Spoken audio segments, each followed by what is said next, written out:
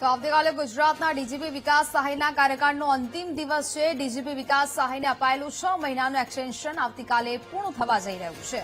રાજ્યના નવા ડીજીપીને લઈને અનેક અટકળો શરૂ થઈ છે। સીઆઈડી ક્રાઇમના વડા ડોક્ટર KLN રાવ ડીજીપી બનવાના મુખ્ય દાવેદાર છે। અમદાવાદ શહેર પોલીસ કમિશનર JS મલિક પણ ડીજીપીની રેસમાં આગળ છે। પોલીસ ભરતી બોર્ડના અધ્યક્ષ ડોક્ટર નિર્જા ગોટરૂનું નામ પણ ચર્ચામાં આવ્યું છે।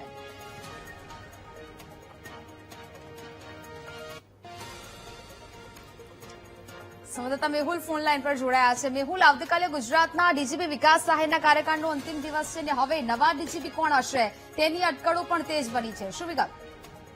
બિલકુલ જી, આજે અથવા આવતીકાલે આ નામની જાહેરાત જે છે તે થઈ શકે છે।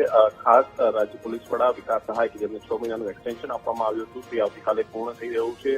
એક ચર્ચાઓ તેમને વધુ એક એક્સટેન્શન 3 માસનું આપવાનું પણ છે, પરંતુ તેના માટે હજુ સંમતિ સધાય છે કે કેમ તે જોવાનું રહેશે। પરંતુ જો તે વિદાય લે છે તો 3 અલગ અલગ અધિકારીઓ જે છે તે દાવેદાર છે રાજ્યમાં નવા પોલીસ વડા બનવા માટે, જેની અંદર પ્રબળ દાવેદારી ડોક્ટર KLN રાવની છે કે જે સીઆઈડી ક્રાઇમના વડા છે અને અત્યારે ગાંધીનગર ખાતે સીઆઈડી ક્રાઇમ જે છે તેનો હવાલો તેઓ સંભાળી રહ્યા છે। સાથે જ અમદાવાદ શહેર પોલીસ કમિશનર JS મલિક છે કે જે અત્યારે હાલ તેના દાવેદાર છે સિનિયોરિટી પ્રમાણે, અને ત્યારબાદ પોલીસ ભરતી બોર્ડના અધ્યક્ષ ડોક્ટર નિર્જા ગોટરૂ જે છે તે પણ આ રેસની અંદર સામેલ છે। પરંતુ જે પેનલના નામ મોકલવામાં આવ્યા છે તેમાં તમામ જે અધિકારીઓ છે તેનો સમાવેશ થાય છે।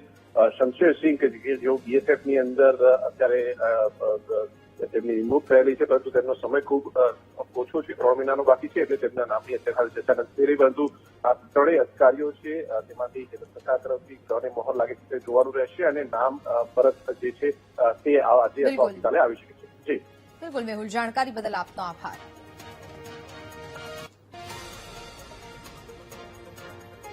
તો જ પ્રકારે હવે ડીજીપીની રેસમાં 1993 બેન્ચના આઈપીએસ અધિકારી JS મલિક પણ હાલ આગળ જોવા મળી રહ્યા છે। એટલે કે ચર્ચાઓ છે, અટકળો છે તે તેજ બની રહી છે। અમદાવાદ, વડોદરા, ગાંધીનગર, નર્મદા સહિતના જિલ્લામાં તેઓ ફરજ બજાવી ચૂક્યા છે અને હવે તેમનું પણ નામ મોખરે જોવા મળી રહ્યું છે। એટલે કે ડીજીપી તરીકે તેમને પણ નિમણૂક કરવામાં આવી શકે। 3 દાયકાઓનો તેઓ અનુભવ ધરાવે છે અને આ નામની પણ પૂરેપૂરી અને પ્રબળ શક્યતાઓ છે તે જોવા મળી રહી છે। BSFના વડા તરીકે પણ JS મલિક છે તે ફરજ બજાવી ચૂક્યા છે અને એટલે જ તેમનું નામ મોખરે છે તે જોવા મળી રહ્યું છે। અટકળો છે તે તેજ બની છે। અમદાવાદ ક્રાઇમ બ્રાન્ચના ડીસીપી તરીકે પણ તેમને કામગીરી છે તે કરી છે, એટલે કે અનેક તરીકે તેઓ આગળ છે। હવે બીજું નામ છે ડોક્ટર KLN રાવ કે જ્યાં 1992ની બેન્ચના ગુજરાત કેડરના આઈપીએસ અધિકારી તેઓ રહી ચૂક્યા છે। હિંમતનગર, ખેડા, મહેસાણા સહિત જિલ્લાઓમાં તેમને નોકરી કરી છે અને સારો એવો અનુભવ પણ તેઓ ધરાવે છે અને તેઓનું નામ પણ અત્યારે મોખરે છે તે જોવા મળી રહ્યું છે। રાજકોટ રેન્જના DIG તરીકે ઉત્તમ કામગીરી તેમને કરી છે અને અનેક વખત તેમનું નામ પણ છે તે પ્રશંસાપૂર્વક સાબિત થયું છે અને તેમનું પણ નામ અત્યારે સામે આવી રહ્યું છે। ચર્ચાઓ જોવા મળી રહી છે। અમદાવાદમાં જોઈન્ટ પોલીસ કમિશનર પણ તેઓ રહી ચૂક્યા છે, ત્યાં પણ તેઓએ તેમની ફરજ છે તે બજાવી છે।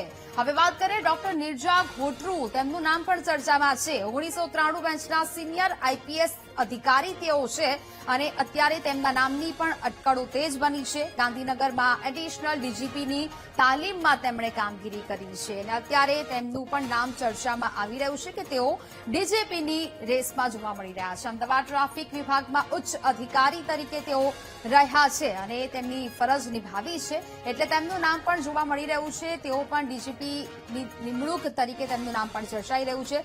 સારી છબી પણ તેઓ ધરાવે છે અને કાર્યક્ષમતા માટે પણ જાણીતા છે।